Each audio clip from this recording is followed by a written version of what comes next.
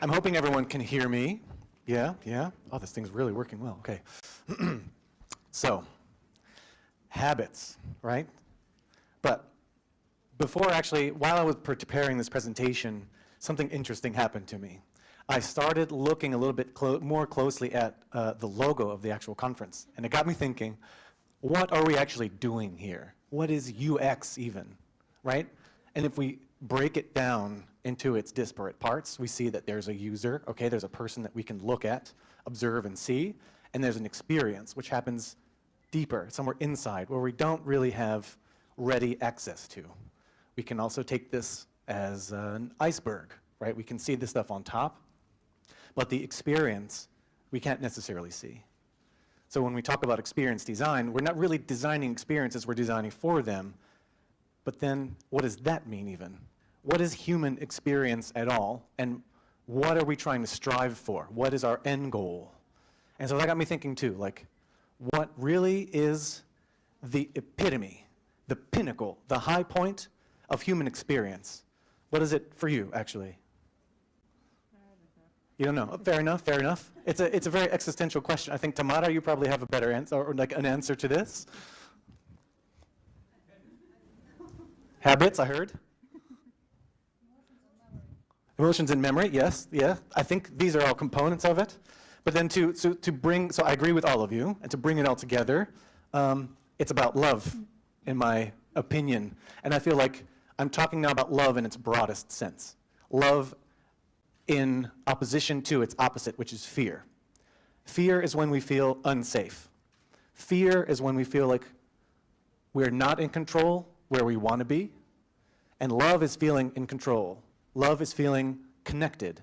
Love is feeling good, secure, and happy about themselves. And Tamara actually had a nice formula about what love is and how we can measure that. I wasn't familiar with that before, actually. I'm going to have to look more deeply into it.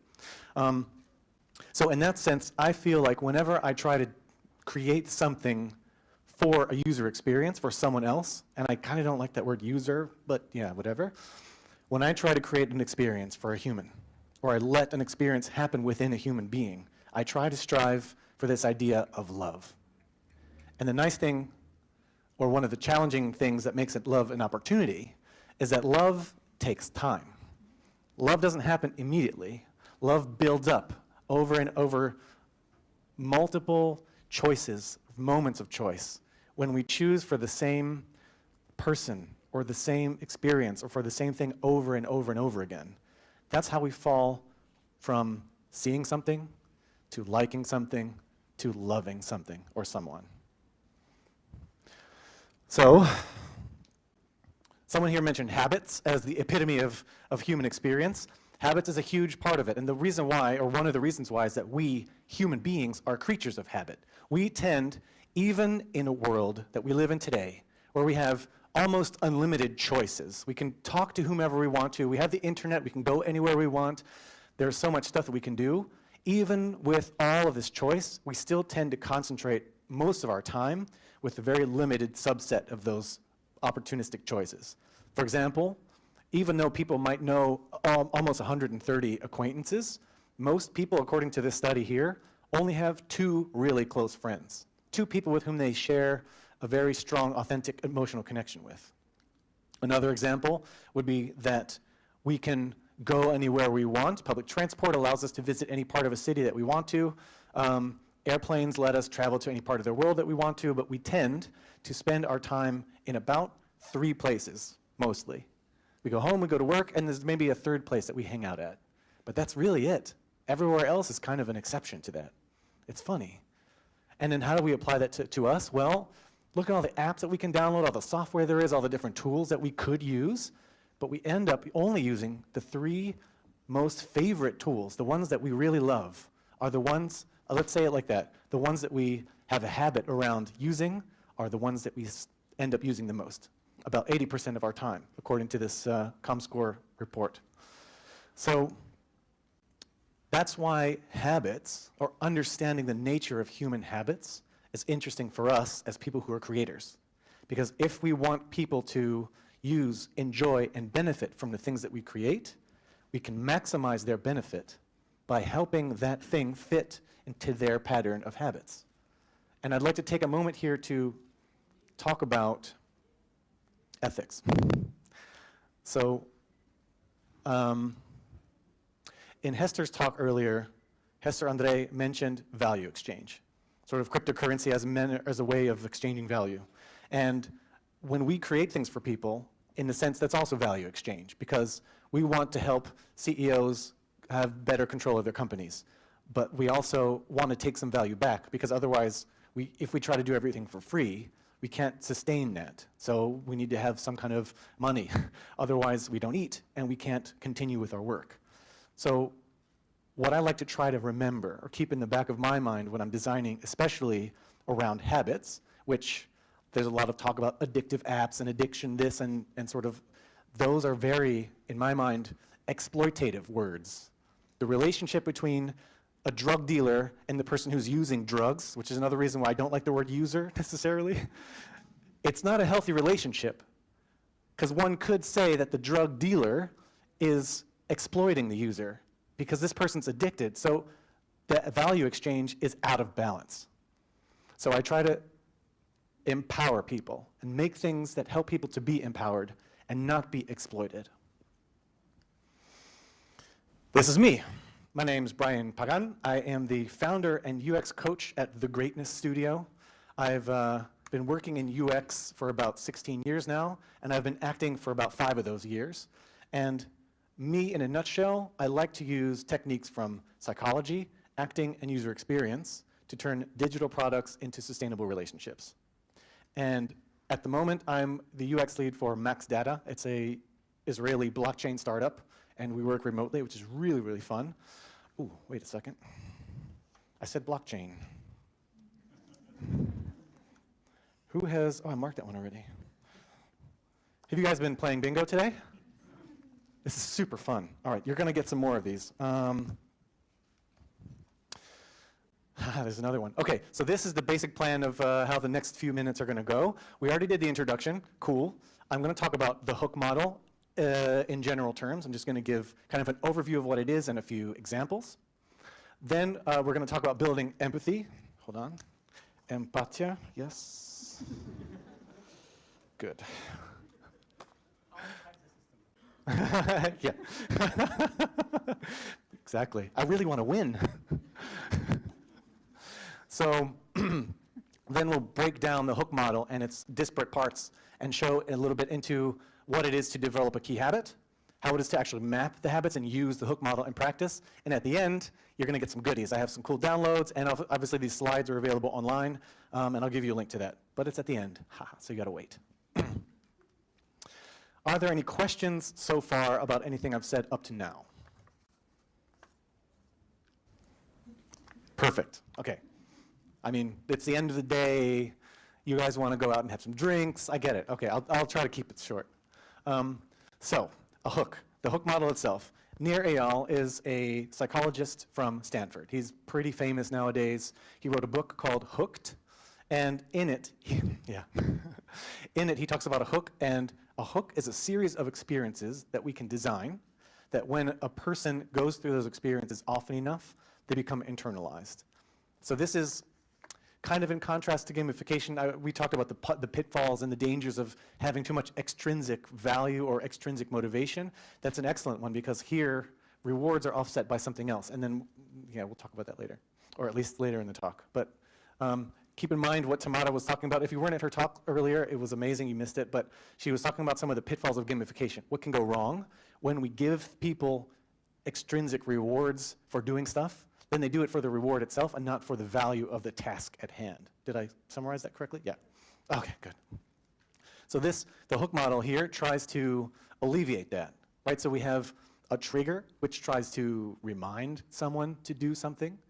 We have a reward, or sorry, there's an action, there's the thing that we want them to do. So a person gets triggered, they do the thing we want them to do. We give them an immediate reward right afterwards. So this is maybe the extrinsic part, what gamification tries to do, but where gamification stops short is the 4th step of investment. And the nice thing about investment in this context is that if we can design an investment mechanism that works, then the action becomes more valuable to the person that's doing it every time. One example, actually this stuff isn't really new. The framework itself is, as far as I understand it, is sort of a mapping of a psychological mechanism that's been there always, and now we kind of are understanding it more than we did. So if we go to a coffee shop, for example, I can walk by the coffee place down the street, I see a sign, and I'm thinking, oh, I can get some coffee right now. I go in, I get my coffee, that's the action, right? And my immediate reward is the experience of having the coffee. And it's variable in the sense that sometimes the coffee's good, sometimes it's not so good. If I'm going to Starbucks, they'll fuck up my name, and it's funny. So there's a little variability in there. And what they do to try to help me invest my effort, it's not like I come here and I get my coffee and that's it. They help me save it with a loyalty card. So if I go there 10 more times, I get a free coffee at the end. So that's what it does for the brand, let's say, is that it gives me a reason to go back to their coffee place, because there's so many coffee places now. It's insane. And what it does for me is that at some point I'm getting a free coffee, which is cool. So this is the sort of way that it becomes more valuable to me the second time I go through and get another coffee at that place again. We do this as well with airlines. So any kind of loyalty program or frequent flyer program will do the same thing. I see a special offer online because I want to go on vacation. I say, okay, I'll take this airline and I'll buy a ticket, and my reward, hey, vacation. Vacation's fun, right? Not always. So that's how it's variable. My experience of going on the flight or on the vacation is always different. So that makes it a little bit more of a gamble, let's say, which is okay. And the reward that I get is that I might get the investment mechanism is this frequent flyer program. So if I keep going to that same airline and keep getting tickets from them, then at some point I can do things like buy upgrades or get free flights or do something, buy products at their store that I can use points for.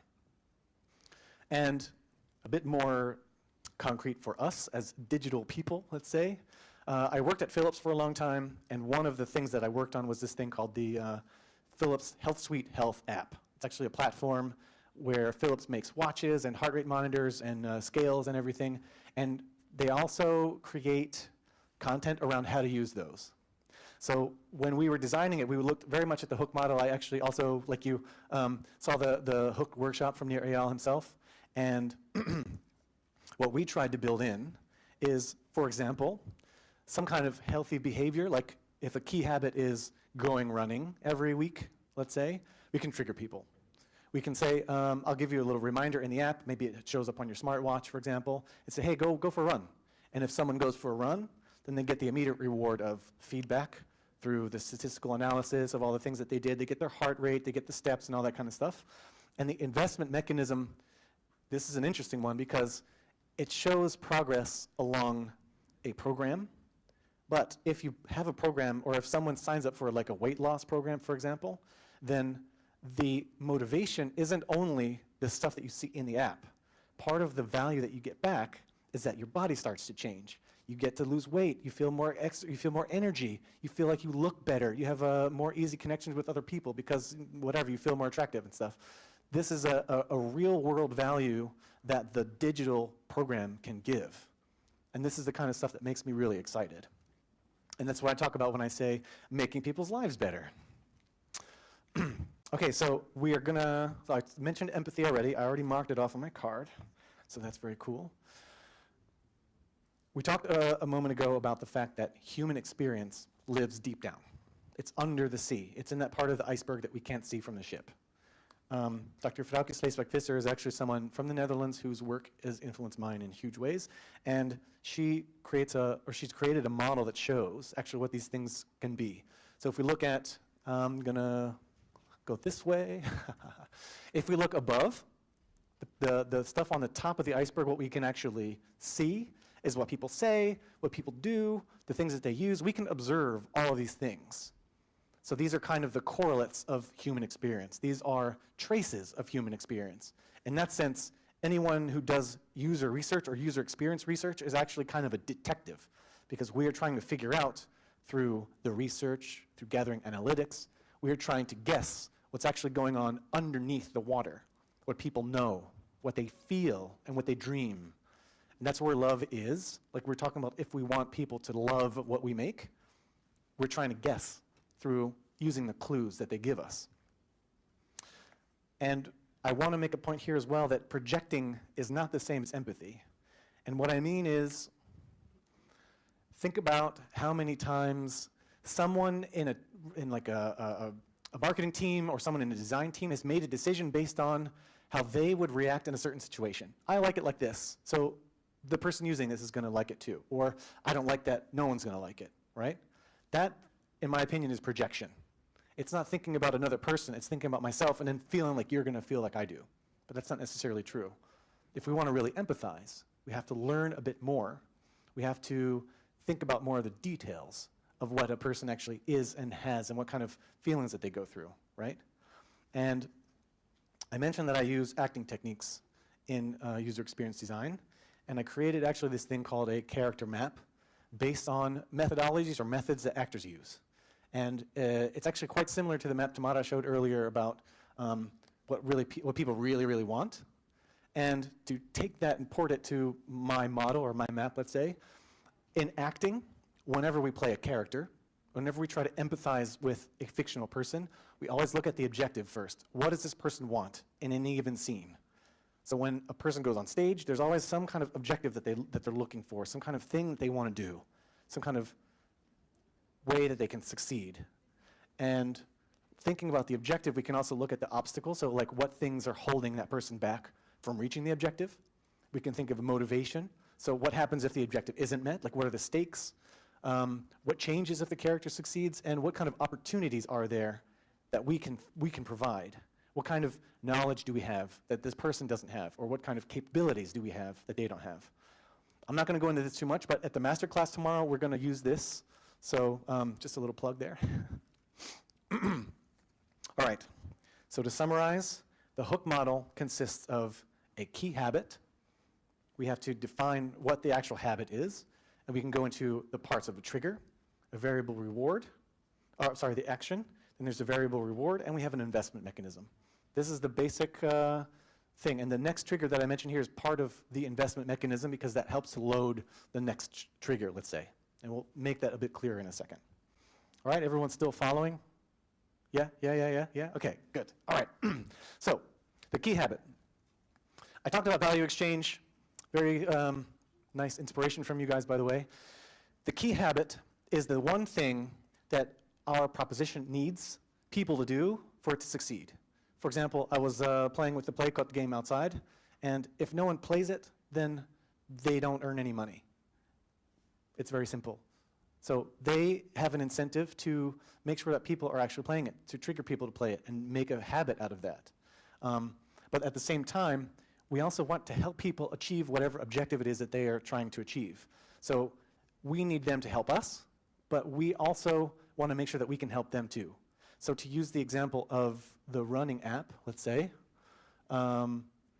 if Alex, the woman that was using the sports app or whatever, if she wants to lose weight, then she can use the app all she wants, but if she doesn't go out and run, if she doesn't change her eating habits or whatever, it's not going to work. So she's not going to achieve that objective that she wants to achieve.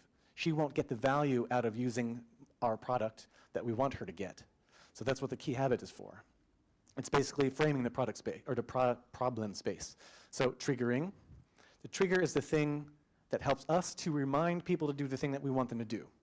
Another guy, so BJ Fogg worked together with Nir Eyal in Stanford. Actually, he was there first, and Nir Eyal came second. And BJ Fogg came up with this wonderful formula, basically saying that doing a behavior, doing an actual thing, is a function of your motivation, your ability, and a trigger. So you have to want to do it, you have to be able to do it, and you have to remember to do it. There was an interesting thing. We were talking outside and with Andre, and I mentioned the cookies, and then he got up and went and got one. And it made me think of this, because he was able and willing to eat a cookie, and I triggered him, and it worked. He exhibited the actual behavior. I didn't necessarily want him to, but it works even without us really knowing about it. So if we take this idea, it's interesting for us to understand that a trigger works best when it's anchored to an existing habit. So if we take Alex again, the one who wants to run a marathon, let's say, or lose weight, using the health app, if she has a habit of coming home after work and then taking off her jacket, going straight to the couch, and turning on Netflix. If that habit's there already, I know I have that habit sometimes, and it's, yeah, not so great, but that's already a habit that she's built. So if we can figure out the moment before, is another thing that I stole from theater, let's say, the moment before she makes the choice to go to Netflix is when she comes home, let's say. So coming home happens first, and then going to Netflix happens second. If I can step in between that with my app or whatever, for example, and I can say when Alex comes home, I'll remind her to go run instead of going to Netflix, then I can take over the association between coming home and going to Netflix. In essence, I'm hijacking the anchor that's already there. And that's the most effective way to actually get someone to do something, is to help them change a habit that they already have. Ah, how was the cookie? Hey. Okay, the action itself. It's pretty obvious that we want to figure out what kind of action it is that we want the person to do, but there's a little bit more to it than that. So if we think about that equation from earlier, B equals MAT, there are things that we can do within our products to help people, let's say, make it easier for people to conduct the action, to actually do the thing we want them to do. And another thing that the character map is good for is for understanding the obstacles, like what's keeping people away from doing the thing that we want them to do. And there are 6 different kinds of obstacles that Eyal talks about in his book. There's obviously cost, something costs money, something takes time, maybe people don't have enough time to do it. There's cognitive and mental effort, or sorry, mental and physical effort, so it might be too hard. It might be, yeah, to even think about, or maybe if, you know, if I can't lift you, I can want to all I want, and I can, someone can tell me to do it, but it won't work. But I think I could. You're not so heavy. Let's try afterwards. Yeah. Yeah, there you go. And then, so there are 2 other ones as well. This is also quite interesting. Novelty and social norms. So if something is weird, if something is new, and it's so unfamiliar to someone that they don't know how to even deal with it in their own life, that's a barrier to actually conduct that action. This is reminding me also about the tension that you had between CEOs and their HR professionals below them, that they have different wants and needs. Like, I can imagine that some new practice in a business like that could be so new that it doesn't really work. And from each side, there might be a fear of messing up a social norm. So if the boss knows that his people don't like the system that you are selling to them, then maybe the boss won't use it because he's afraid that other people will hate him for it, you know? For example, like that. Okay, variable reward. Oh, we're going nice and quick here. All right, variable rewards, and yes, they are intrinsic, but they can be tied also to intrinsic rewards. There are 3, so from Eyal's book, there are 3 categories of variable rewards. And I say variable because it's important that the reward is different each time, because if you give someone the same thing over and over for the same action, then the effect that it has on them will go down over time. They'll habituate, it gets boring, and it won't work anymore. So we have to make sure that we understand how to change these things. But in order to understand how to change them, we should understand what they are first. So for example, there are rewards of the tribe, which help people feel connected with each other. So if you can reward someone by helping them to meet new people or giving them access to a new social group, that's a reward of the tribe. Rewards of the hunt are where gamification is very much involved with, giving people points, giving people badges, giving people stuff to collect, giving people things to gather. This is the hunt. It's like kind of, I want to go out and get as much stuff as I possibly can. Those are those kind of rewards. And there are also rewards of the self. And this is where games are really nice, because games will help you to level up. And sometimes games give you a profile and like your own sort of ranking or whatever.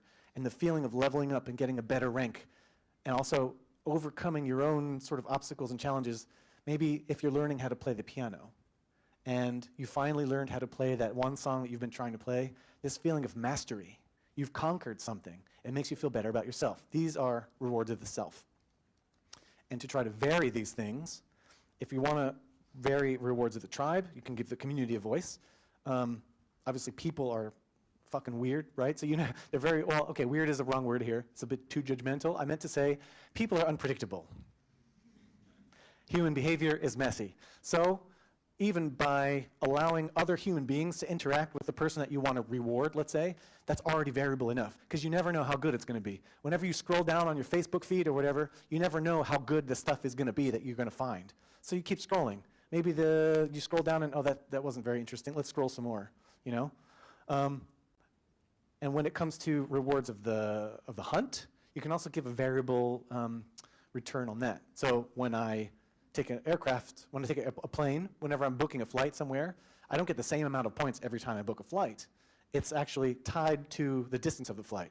I mean, the variability is predictable, but it's different enough that it makes me still, it doesn't bore me, let's say. And then rewards of the self are, like I mentioned earlier, you can give people levels. You can help them understand how far they're coming. So you can show people some progression and some feedback as well. Yeah, I'm sure the Playcot people know exactly what I'm talking about. You build your city and it gets bigger and you have more, you unlock different buildings that you couldn't use before and that kind of stuff. Yeah, it's fun. Okay, the last one is the most tricky one. It's the most tricky one, but it's also the most important one, especially if we are creating something. No offense to anyone who creates games, but if we're creating like what Brenda Laurel calls a productive system versus an experiential system. So we play games as an end into themselves. We play them because they're fun, and we want to have them be fun. And that's basically the whole thing. We want them to distract us from, let's say, the perils and crappiness of life or whatever. But if we want, for example, to make some kind of change in the world, some kind of change in real life to ourselves, like losing weight or becoming more healthy, or if we want to go to more different places or earn some kind of stuff, then it's very important that we allow people to store the effort that they put in by going through the hook over and over. We have to make it more valuable for them over time. And it does two things. One thing is that it gives people more value over time, which is very interesting because it makes doing it better, and it helps them get better, and it helps their experience improve. But what that does for you as a creator, for us as creators, as the ones who are making these systems, is that it helps people to stay loyal. Because, let's say, Eyal has a great example of Spotify versus iTunes. And he says, if your whole music library is in Spotify or in iTunes or whatever, you've spent maybe years, months, years, whatever, building this library of stuff, and another music service comes along that might be better in a lot of ways, but it's harder for you to leave because you've already invested all this time in creating your playlists and creating your whole library. So it's harder for you to go to the next one. So it makes it easier for you to stay in using that one. But of course, we have a responsibility to also keep improving our own product so that we're not locking people into shitty things and they can't leave or something. So investment, it's the hardest one, it's the most nuanced one, but it's also the best and most rewarding one for us as creators. And if you want to get started on this yourself, you don't have to go through and read the whole book if you don't want to. There are plenty of resources out there. This isn't the only hook model canvas. I just made this one because the existing canvas I felt was too simple.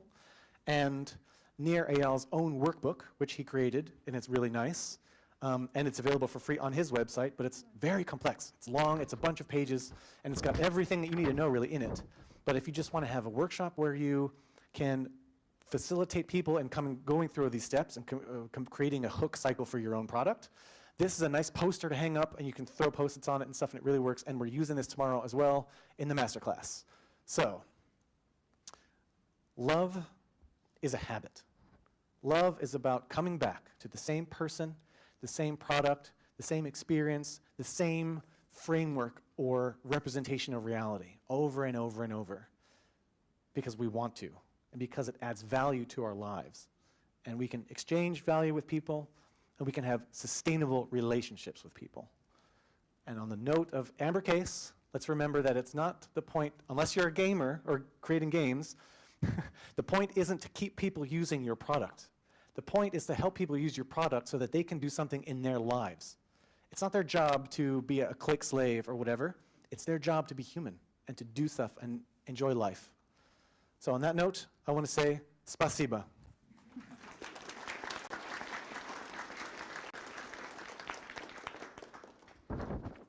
Ну что, Hi. Is there, where's the, oh yeah, yeah. Can I throw it? It's probably better if we don't. Was that works? Oh, okay. Hi. Hi. Thank you for your speech. My question will be about: do you see this technique, this methodology, applicable to B2B products? Like, I can clearly see a lot of examples about B2C stuff, like consumer things. But what about business-to-business model? For Is sure. it applicable? Maybe you can bring some examples, like. Metodología. Yeah. So an example, I've never used Tomato's system, but I will use it as a sort of example here just because you presented it earlier, or you talked about it earlier, so I'm going to make some assumptions and guesses. Probably everything I say is going to be factually wrong, but hopefully it'll help to answer your question. So let's say there's a system of an HR person who has to conduct an employee satisfaction survey and understand how happy the people are that work for a certain company.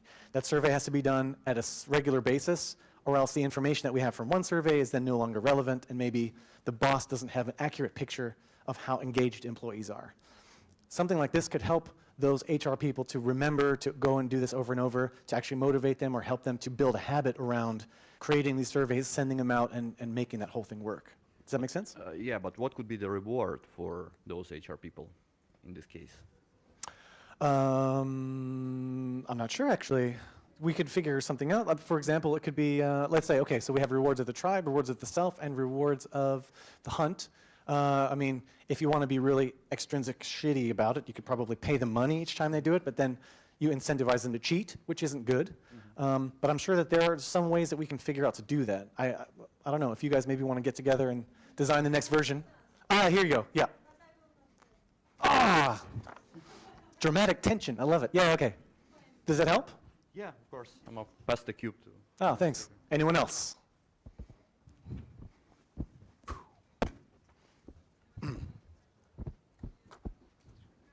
Yeah, I have a question about the moment, how you find out where is the moment where people make choice. That's a good one. Research, lots of research, understanding any kind of information gathering that you can do. I think you guys also mentioned earlier in their talk, trust what people do, not what they say. Yeah, for sure. So my wife is a UX researcher, and she's taught me a lot about human bullshit. Let's say people lie a lot for different reasons. One, because maybe they don't know. Like I mentioned with the iceberg model, people might think that they feel and dream or think or whatever in a certain way, but we humans actually don't have ready access to what we are feeling and what we're thinking. So it's something to keep in mind. That's why you're asking, of course. Yeah. So observation is one of the really nice ways to do it. If you want to conduct there's different ways of doing user research that help us to, let's say, understand what people are doing, just to watch how they conduct themselves and draw conclusions from that. Obviously, it's detective work, right? We can see what they do and what they say, but we have to figure out for themselves, like, what is it? Things like fMRI or EEG, like all these neural things are also helping us understand at which moment a person makes a decision. So you can put someone in an fMRI machine, show them something, and then you can see how the activity in their brain changes, for example. Of course, that's not perfect either, but it's another way. Does that help? Are you looking for a more specific answer? It helps. Okay. So the short answer is gather information. Watch people, ask people, that kind of stuff. Thanks. Anyone else want to get disappointed by my answer to their question? Hi. Hey. Thanks a lot. It was very interesting. Thank you. I don't want to sound negative. I just have like a very general question about health apps. Do you think they actually help people to build new habits and become healthier, or it stays like kind of game for them? They really love it, but they're not ready to work hard on the health. So they play it for a while and forget about this app. Yeah, that's a great question. I don't think they work, to be honest. At least, and this is actually having worked on one myself, I don't think that health apps work in their current form, let's say. And I feel like we also try to use health apps as a panacea, like a way to fix all of the problems. We think, okay, in the United States right now, diabetes and overweightness is a huge problem. How do we solve it? Let's build an app and just give it to everybody, right? That's not enough. So health apps help people who might already be motivated to try to change something with their lives and change something with their health. Also, like BJ Fogg says, the motivation has to be there first. So health apps can work, but I don't think that they do. Does that answer your question? Okay, thank you.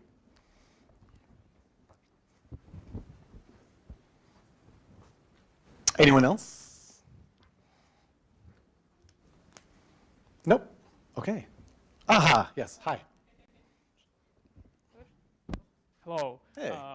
Could you please describe the best example of using this method, this hook in your business life? Well, I'm working on something right now, but it's still in very beta stages, and it's like, I don't know if I can really talk about it. But basically, what we're trying to do is to connect people with service providers like the mobile phone subscription or your insurance company or electricity company, for example. And the whole idea is that we can incentivize people to save money by sort of giving their information to those companies without an advertiser in between them, but then in a way that keeps them in control and actually that they can earn money back, or at least cryptocurrency back for it. Like, you know what I mean? If anyone's going to earn money off of their thing, it's going to be them, you know? Yeah, that's one way, but like, I mean, loyalty programs have been around for a long time. Frequent flyer stuff was since, I think the first frequent flyer program is 1976, maybe. So those obviously work. But maybe back in these days, it wasn't a hook model. No, no, indeed. But that's kind of the thing I love about this, is because it's not really something new. It's sort of a new way to think about something that we see around us all the time. It's like a framework of understanding how humans have habits anyway. Like, you talked about successful ones, but it doesn't, just because something's successful doesn't mean it's necessarily good. People who are smokers, okay, have this thing. You know what I mean? Like, and I have this too sometimes, because every now and then I smoke, and it's not a great thing, but it's, you know, kind of a habit that I'm trying to break. If for example, I could be out drinking, and it increases my motivation, right? And then I see someone light up a cigarette, so that's the trigger for me. And if I have the ability, like if I have the money with me, I'll go buy cigarettes, for example. And that's the reward that I get is the feeling of, oh yeah, that's so nice. And the investment is it's a chemical one, right? So the nicotine comes into my body and I slowly get addicted to it. It's not a good habit, but it's a successful one, if that makes sense. Does that answer your question? Yeah, sure. Okay. Anybody else? Yes. Yura.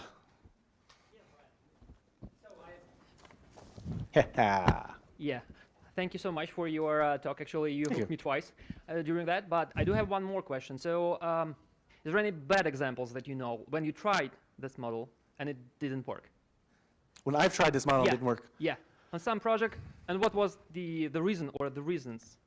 Okay. That's a very good one. Ooh, thanks for that. Yeah, so, and I might circle back to yours now, because it's getting me thinking about my past a little bit. So the app that I showed you, the Philips Health app, actually, I don't work at Philips anymore, so I'm not privy to all their analytics and the details of how successful it really is. But if I look on the App Store, it's got horrible ratings. It's like 1 or 2 stars. It's fucking terrible, and I'm ashamed almost about this. And I don't necessarily think that it's the model itself. Here's a typical designer blaming it on developers, right? But if I look at the comments, it's all about the app crashed, this thing didn't work, I tried this feature and it was broken, this kind of thing, it didn't sync with my watch, you know, all that kind of stuff. So it's not necessarily that I don't think the model itself failed. Maybe it did, but I think the way that we tried to enable it didn't work. So the delivery mechanism, if that makes sense. Does that answer your question? Partially, yes. Okay, well, no, but what's the other part? So it seems like you still believe that model works, but the appliance of the model didn't work because of probably developers. Well, not just because of developers, there's a whole bunch of stuff. There's also probably lots of terrible business decisions that have been made to put that situation in place where developers are probably rushed and they were incentivized the wrong ways and all this kind of stuff. But to answer that question more broadly about the model itself, I think the model can work, but it's got to be used the right way. It's like having a hammer. It's just a tool, really. I can use a hammer effectively, but if I try to use a hammer to wash dishes, it's not going to work, if that makes sense. Yeah, thank you. Yeah, thank you. And to circle back to your thing, I worked on another thing at Philips, which is called YouGrow, and it's a baby tracking platform. And it's for new parents to be able to understand better about how their baby's health is working.